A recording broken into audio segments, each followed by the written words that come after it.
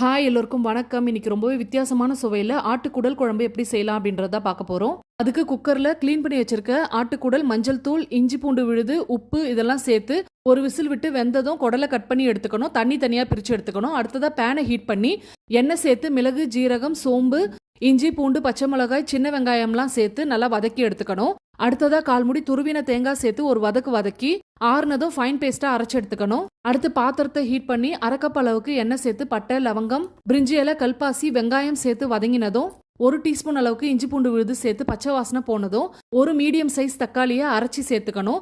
தக்காளியுடைய பச்சை வாசனை போனதும் 1/2 டீஸ்பூன் அளவுக்கு மிளகாய்த்தூள், தேவையான அளவுக்கு உப்பு சேர்த்து வதக்கி நறுக்கி வச்சிருக்க குடலையும் வேக வச்ச தண்ணியும் சேர்த்து அரை கப் அளவுக்கு தண்ணி ஊற்றி ஒரு 10 நிமிஷம் நல்லா கொதிக்க விடணும். குழம்பு நல்லா கொதிச்சதும் தேங்காய் விழுது, மிளகுத்தூள், மட்டன் மசாலா சேர்த்து ஒரு கொதி வந்ததும் கருவேப்பிலை தூவி இறக்கினா சுவையான ஆட்டுக்குடல் குழம்பு ரெடி. ட்ரை பண்ணிட்டு ஃபீட்பேக் சொல்லுங்க. பாய்.